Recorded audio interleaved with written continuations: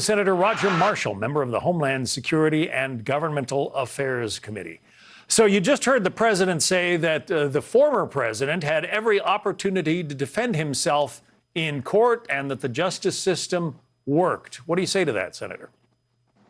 Wow, what we saw was a rigged judge, a rigged DA.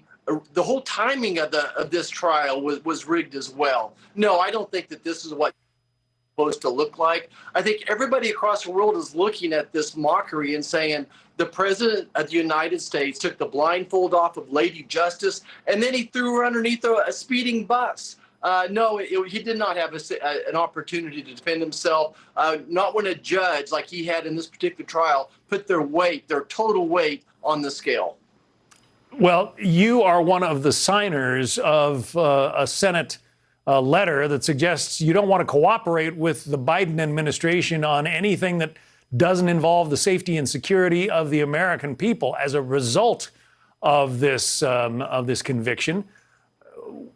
There it is. You're one of the 8 U.S. senators who have signed it. What's the purpose here?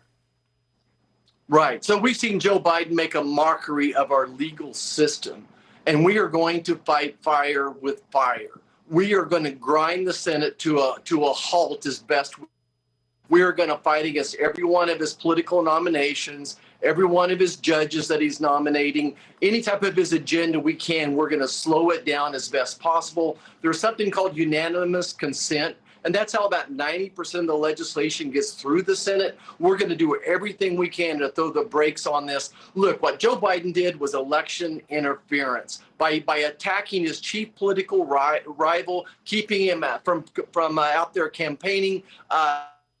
Just the timing of all this is atrocious. So we're going to fight fire with fire. I want to give Senator Mike Lee from the great state of Utah a lot of credit for leading this letter as well. So we look forward to fighting fire with fire. But as you well know, these charges were not federal charges. They weren't brought by Joe Biden. They were brought by Alvin Bragg, the district attorney in New York City.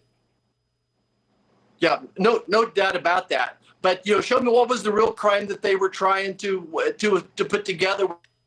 Their false charges. He never did accomplish that. But the timing of this was certainly orchestrated behind the scenes by Joe Biden. He orchestrated all these different attacks on Donald Trump through the legal system, all 3 different trials. All right. So the president, according to Joe Biden, had every opportunity to defend himself. But a lot of observers suggest that the judge, in the way he wrote the jury instructions, left an awful lot of room for a conviction. Right. So first of all, I don't know if another judge in America would even try this case. I mean, it was so atrocious. Even Alvin Bragg at the beginning of after he was elected, even though he ran on going after Trump, after he was elected, said, look, there's nothing there. I don't want this case. But suddenly Donald Trump is now leading the polls. He's going to be the Republican nominee. And Alvin Bragg says, listen, let's take it on. He found a judge, a person that had contributed finances to Joe Biden's campaign. They found that judge to take this case on. And yes, he took his whole body weight and put it on top of the scales. And again, he took the blinds off of Lady Justice and threw her under a speeding bus. But let's go back to that letter that you signed along with 7 other Republican senators. The American people want folks in Washington to do the business of the American people. Are you afraid of running afoul of the American voter by, vowing to sort of grind things to a halt in the Senate in response to the Trump conviction? Probably the best thing that could happen for America is for Congress to get nothing more accomplished. More likely than not, anything they accomplish between now and November is going to be no good. Look, we've already spent more money than we should have. We're already $34 trillion in debt. The judicial nominees we're getting in front of are very much political hack jobs as well. I think the very best thing we could do for America is to stop the spending, stop the new regulations that they want to throw out there, and stop the Biden agenda. We've seen enough of this. November can't get here soon enough. America is ready for this election. And really, John, think about it. Every election is about the future. And I can't wait to see these 2 candidates present their vision. And as they present their vision, they're going to have to go back and say, and here's my policies. with the biggest concerns of Americans being an open southern border and inflation, what is Joe Biden going to run on?